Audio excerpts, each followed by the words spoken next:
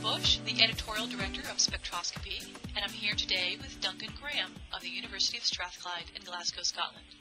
Professor Graham, thank you for joining us today. My pleasure.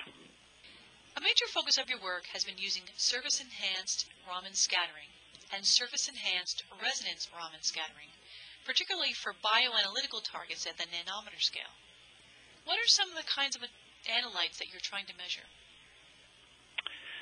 We've looked at a range of different analytes over the last few years, but I would say that our most advanced target is DNA which relates to infectious disease. What we're trying to do with that particular target is develop new methods to accurately detect for the presence of several disease states at the same time. So this could be up to 15 different diseases based on their DNA signature.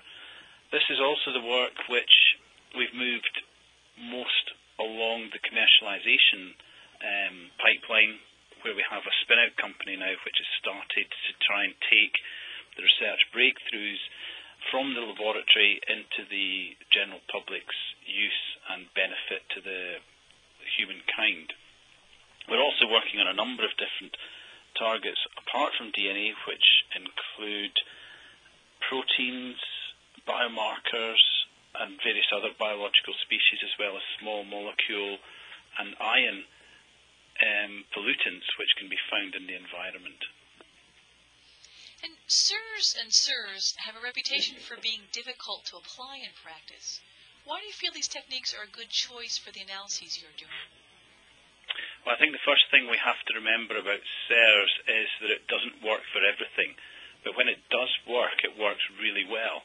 And what we've found is a range of targets which work really well with SIRS and play to the advantages of the technique, namely the sensitivity of the technique also coupled with the discriminatory power, where we can identify several components of a mixture simultaneously without separation steps. So that's really the secret to making SIRS a good technique for these analytes, is to pick the targets to fit the power and the advantages of the technique, which we've done in these particular examples. What results have you had so far?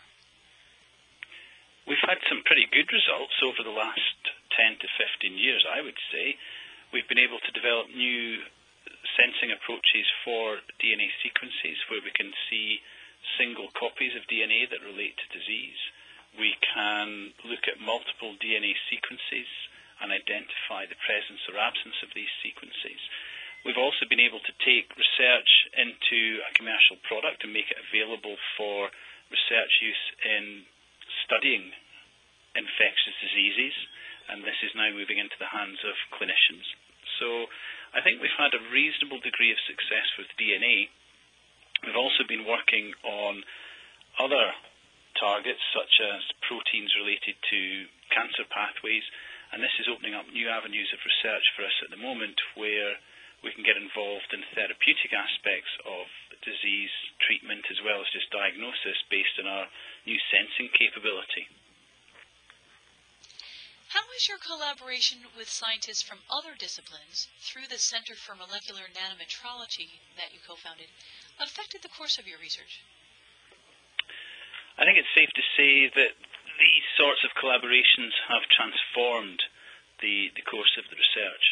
We found early on that we could do research within the centre working on spectroscopy and detection of specific biological analytes, and then present them to the clinician very proudly and then be told there are very interesting results but no clinical relevance.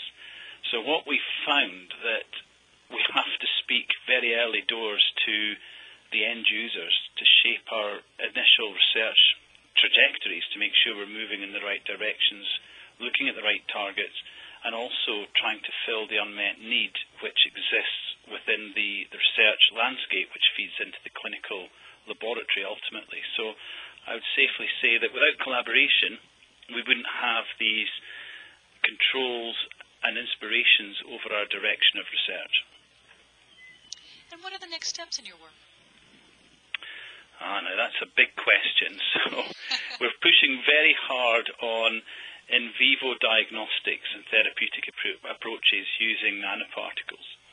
So this is building on our initial research, which we're using in the laboratory, and we're trying to translate the research from the bench to the body and take all of our chemistry, sensing, nanoscience out of the laboratory and move it into a more complex living environment where we test the science even more robustly than we have done so far, but the rewards are much higher in terms of information return and also what you can use that information for. Fantastic. Well, Professor Graham, thank you so much for talking to us today. Not a problem.